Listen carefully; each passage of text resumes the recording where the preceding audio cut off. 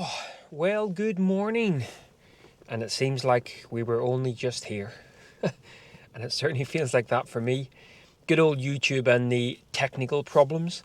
So uploaded the vlog from yesterday last night, and it just sat processing HD. So I left it overnight and it was still doing it first thing this morning. So I re-uploaded it and it still did the same thing. And then I did a bit of jiggery pokery and it seemed to publish. But yeah, fun times in the YouTube world. So we are heading out today later on. Going down to see my parents for the first time since being back. So we've only got a short window of opportunity. And when you have a short window of opportunity, it's really good that you have really nice places on your doorstep. Back over at the herring pond. Shot here many times before. Got some really images that I really quite like. It can be a challenging place to shoot from, especially as it is this morning.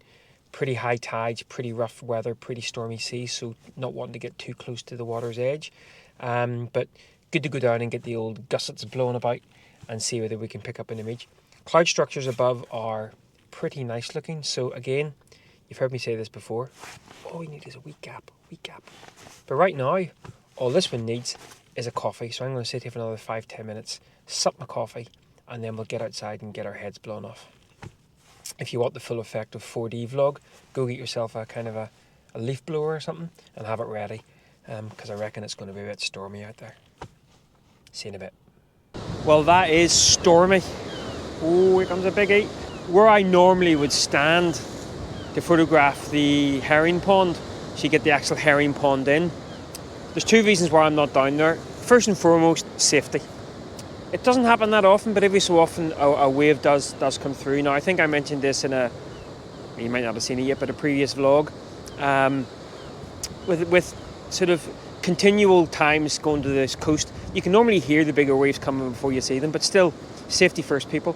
Secondly, it's really churned up, and it just creates a big foamy mess. So actually, what I've decided to do, the rocks here take on some lovely colour, both pre-sunrise and sunrise, and right now obviously we're still in sort of that blue hour and we're getting a lovely sort of pinky purple tone to the image. There's a little bit of colour out to here. Obviously the sunrise is kind of over this way somewhere, but we're getting a little bit of colour.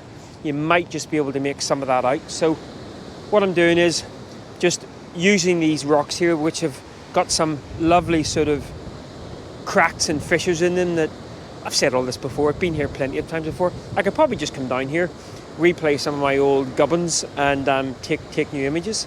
Anyway, I'm going to carry on making a couple of images pre-sunrise. It's still about 15-20 minutes before sunrise, and we'll catch up in a little bit.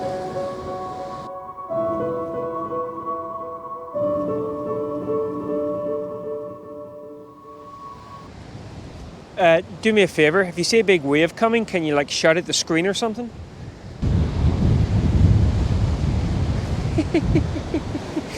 Sorry, I just saw a guy literally trip up and then pretend he wasn't tripping up and he was actually out for a morning run. We've all been there.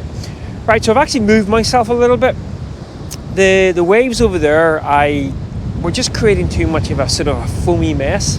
Now the sun has risen probably about 10 minutes ago or so ago, and I just don't think we're going to get any sort of light in the clouds. Again, could be wrong, there could be a little gap, could give us something.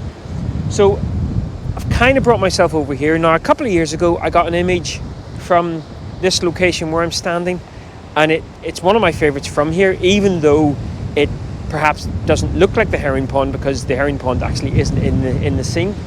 And again, it's all about these rocks and how they can take on the morning light. Now if we were to get any sort of light in the clouds, maybe light sort of streaming through, we might be able to get something similar. What I'll do is I'll throw up that image at the end of this vlog that I got a couple of years ago, just to sort of show you the potential of this place. But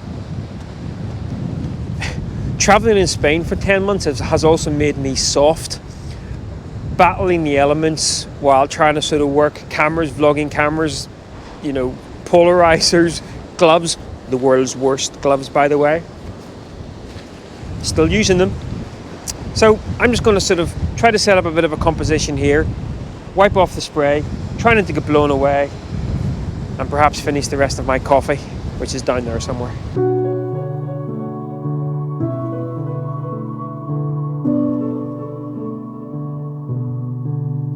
Can someone tell me why there's always a pair of pants?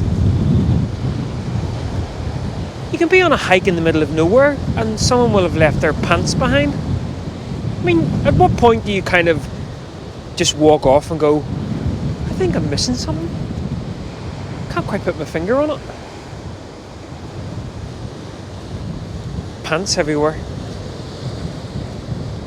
Yeah, I love these rocks. I think I love the rocks actually more than the sort of the energy of the sea, because the rocks really do. I think all the way through the sort of pre-sunrise, sunrise, they just take on such beautiful, beautiful colour.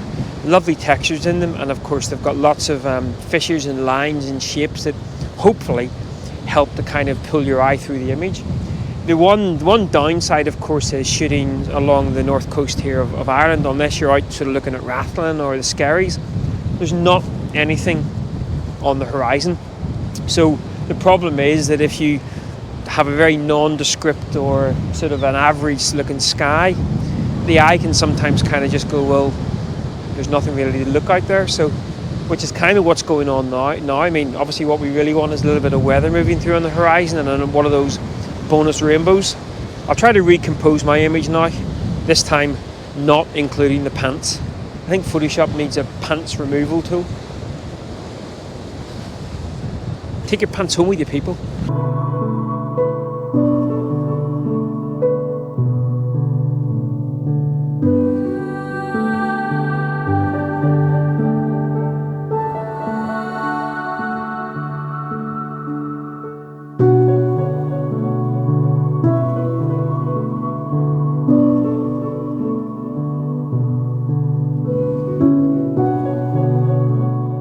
Well, that really was a bit of a nondescript sort of post-sunrise colour. Just nothing really happening. I mean, the light's dissipating. I thought for a moment I could see some light over in the Donegal Hills, so there was obviously a gap, but the sun was still too low to illuminate any of the rocks here.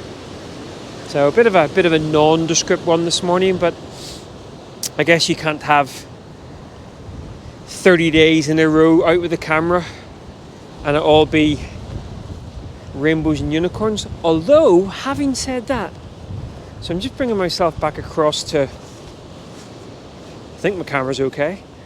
And actually,